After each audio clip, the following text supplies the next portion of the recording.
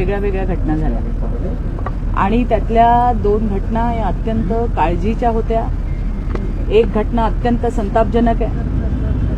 मुलींबरोबर शाळेमध्ये जी जाणारी मुलगी होती तिचा जो विनयभंग त्या ठिकाणी झाला त्या संदर्भामध्ये मी पोलिसांकडनं माहिती घेतली. बस शाळेची होती का? कारण प्रत्येक ठिकाणी राज्य सरकारकडनं त्या ठिकाणी स्कूल बसेस कशा असाव्या याच्याबद्दलची नियमावली देण्यात आलेली, परिपत्रक काढलेलं आहे आणि त्याचं पालन होणं हे अत्यंत गरजेचं आहे.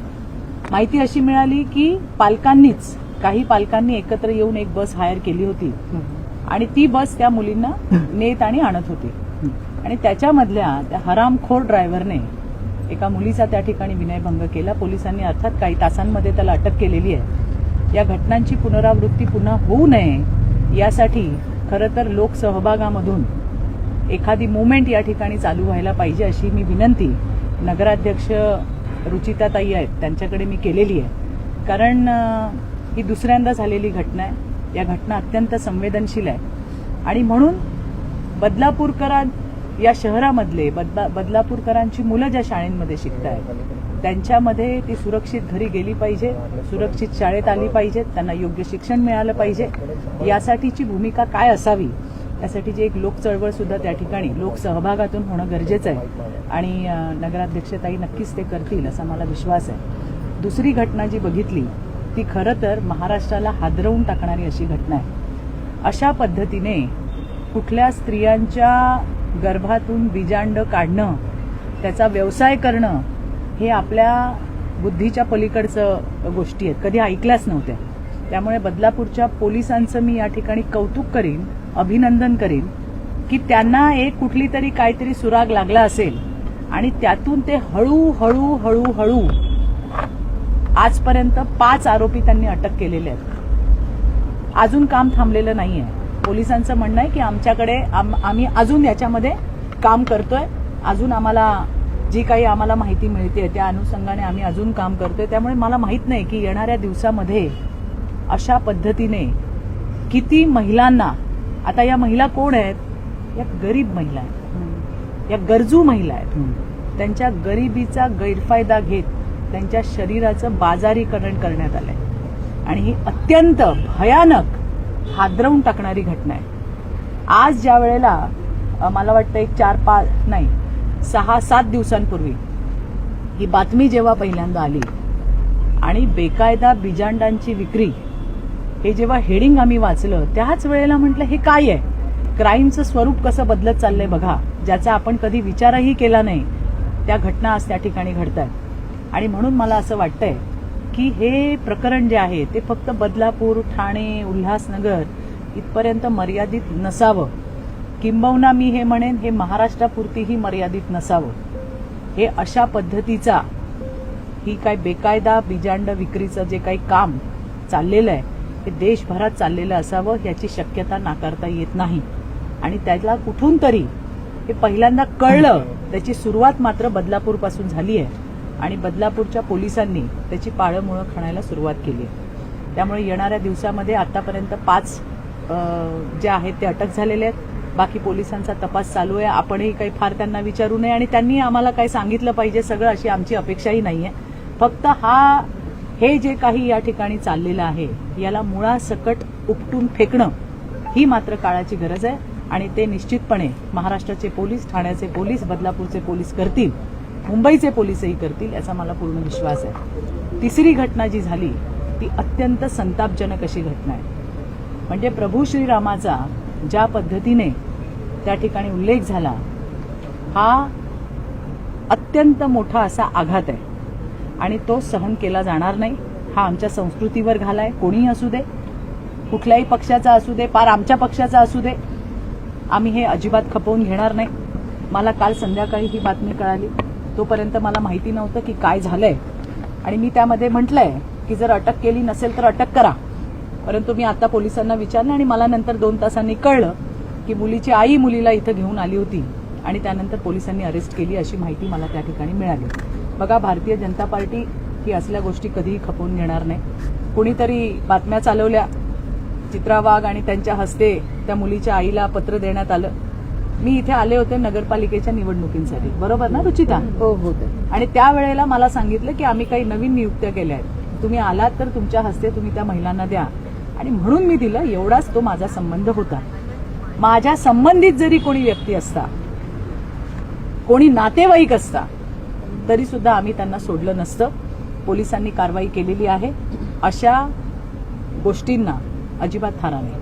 हे 3 प्रकरणं होती ज्याच्यासाठी मी आज या ठिकाणी आले होते, आणि या सगळ्या गोष्टींबद्दल पोलिसांकडनं जी काही माहिती मिळणं अपेक्षित होतं, जे काही जुजबी त्यांनी मला सांगितलं की काय चाललंय आणि आम्ही काय काय करतोय, त्याची माहिती त्यांनी आम्हाला दिली आहे. मात्र एक गोष्ट नक्की आहे की बदलापूरमध्ये शाळा विद्यार्थी हा अतिशय सेन्सिटिव्ह विषय आहे.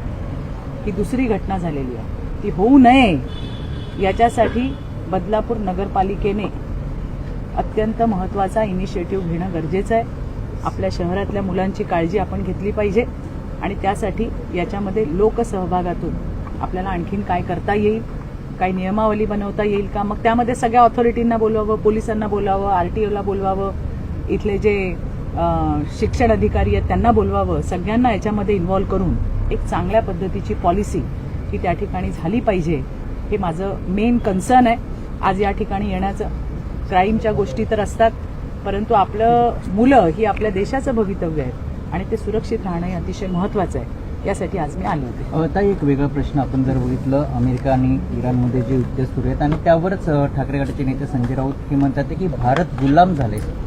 संजय राऊत विश्वाचे नेते आहेत, सर्वज्ञानी आहेत, ते वेगळ्या वेगळ्या विषयांवर बोलू शकतात. चित्रा वाघ एक छोटीशी कार्यकर्ता आहे. मला कन्सर्न आहे माझ्या महाराष्ट्रात काय होतंय, मला कन्सर्न आहे की बदलापूरमध्ये काय होतंय, की ते मुलींच्या सुरक्षेचं काय होतंय, हे बघणं माझं काम आहे, आणि त्यासाठी मी इथे आली आहे. त्याच्यामुळे त्यांनी काय तिथे प्रश्न उपस्थित, ते काही प्रश्न उपस्थित करू शकतात, तर त्याची एवढी उत्तर मी नाही देऊ शकत. मी फार छोटी कार्यकर्ता आहे. आपल्या इथलं काय असेल तर मला तुम्ही नक्की विचारा. पण अजित पवार यांच्या अपघातावरून अनेक संशय व्यक्त बघा, हे बघ असं आहे की अजितदादांसोबत काम केलेली मी सुद्धा कार्यकर्ता आहे. मी गेली 20 वर्ष, मागचे 20 वर्ष पासून मी अजितदादांसोबत काम केलेलं आहे. अजूनही आम्ही त्या आघातातून बाहेर आलेलो नाही आहोत. अजून खरंच वाटत नाही की दादा आपल्यामध्ये नाही आहे. हा सगळ्यांसाठी, पक्षाचा असू दे, विरोधी पक्षाचा असू दे, पक्ष जाऊ दे, विरोधी पक्ष जाऊ दे, राजकारण जाऊ दे, सर्वसामान्य माणसाला सुद्धा तो धक्का बसला. अरे असं कसं अजितदादांसोबत झालं, आणि त्याच्या संदर्भातली संपूर्ण माहिती ही राज्याचे सन्माननीय मुख्यमंत्री देवेंद्रजींनी दिलेली आहे. सीआयडीची इन्क्वायरी सुद्धा त्या ठिकाणी लावली आहे. मला वाटतं डीजीसीएचे सुद्धा रिपोर्ट्स आता येत आहेत. या बाबतीमध्ये एव्हिएशनचे राज्यमंत्री मुरलीधरजी मोहोळ यांनी सुद्धा वेळोवेळी ब्रीफ केलेलं आहे, आणि त्यामुळे येणाऱ्या दिवसामध्ये राज्य सरकारकडनं काय त्यांचे अहवाल येत आहेत, काय रिपोर्ट्स येत आहेत, अर्थात जनतेच्या समोर येणार आहे. त्यामुळे ते रिपोर्ट्स येईपर्यंत आपल्याला वेळ लागणार आहे, तितका वेळ थांबावं लागणार आहे, हे मात्र नक्की आहे. पण राज ठाकरे म्हणतात की हा जो अपघात आहे हा धोक्यामुळे नाही तर धोक्यामुळे झाला. का कोण काय म्हणतंय आणि कोण काय नाही म्हणत आहे, यापेक्षा रिपोर्ट्स येण्याची आपण वाट बघितली पाहिजे. जी कमिटी हे रिपोर्ट्स बनवतीये त्याच्यामध्ये बऱ्याच ब्लॅक बॉक्स आहे, आणखीन काही गोष्टी आहेत, त्या सगळ्या यायला थोडा वेळ लागतोय. इतका वेळ तर आपण थांबायला पाहिजे असं मला वाटतंय. हा विषय आपल्या राज्यातल्या प्रत्येक माणसाच्या जीवाशी जुडलेला विषय आहे. प्रत्येकाला दादांबद्दल नितांत प्रेम आणि आदर होता, आणि म्हणून मला असं वाटतंय की जो रिपोर्ट आहे तो यायला जितका वेळ लागतो तितका वेळ आपल्याला थांबावं लागणार आहे. रिपोर्ट आल्यानंतर ज्यांच्या ज्यांच्या मनामध्ये असे संभ्रम आहेत, फक्त राजकीय लोकांच्याच आहेत का? नाही, सर्वसामान्य लोकांनाही वाटतंय ना की असं कसं झालं, हे का झालं, मग ते विमान कधी पडलं, मग धुकं होतं का नव्हतं, असे बरेच प्रश्न आपल्या सगळ्यांच्या मनामध्ये. तर त्याचं उत्तर यायला, रिपोर्ट यायला हवे, आणि रिपोर्ट येईपर्यंत आपण वाट बघायला पाहिजे. दोन्ही राष्ट्रवादी विलिनीकरणावरून देखील दादांची शेवटची इच्छा होती असं नाही, मला नाही माहिती. तो त्यांच्या पक्षाचा विषय होता. काय होतं काय नाही नव्हतं, आपण कुठल्याही प्रक्रियेत नव्हतो किंवा आमच्या कानावरही नव्हतं. त्यामुळे या विषयावरती बोलण्यात काही अर्थ नाही. परंतु बदलापूरच्या मुलांच्या सुरक्षेसाठी आपल्याला अतिशय महत्त्वाचा आणि जिव्हाळ्याचा प्रश्न आहे, आणि बदलापूर नगरपालिकेच्या आता आमच्या घोरपडे ताई आहेत, त्यामुळे रुचिताताई नक्की याच्यामध्ये इनिशिएटिव्ह घेतील. मेन कन्सर्न हेच आहे.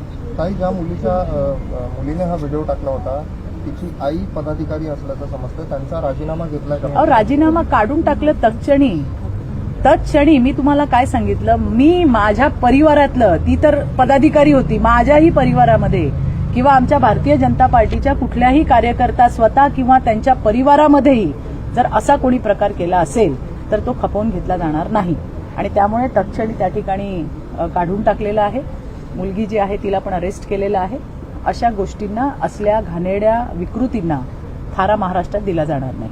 पण ताई, आपण जर बघितलं त्या मुलीला जामीन नाही झाला पाहिजे असं वकील संघटनेची मागणी आहे. नाही, मला माहिती नाहीये असं काही आहे किंवा नाही, हे मला माहित नाहीये. अजून मला पोलिसांकडनंही तशी काही माहिती मिळालेली नाहीये. आता कसं असतं की जेव्हा अशी घटना घडते, घटना वाईट आहे का, तर 100% संतापजनक आहे, 100% संतापजनक आहे, वाईट घटना आहे. पण लोक त्याच्यामध्ये आणखीन, जसं आता यांनी मला विचारलं की कोण वकीलपत्र घेणार आहे, नाही घेणार आहे, अशा पद्धतीच्या बऱ्याच गोष्टी येत असतात. आता खरं काय आणि खोटं काय फॅक्ट चेक केल्याशिवाय काहीतरी बोलणं म्हणजे तो बरोबर नाही. म्हणून मला वाटतं की आणखीन काही बोलण्यात अर्थ नाही. थँक्यू.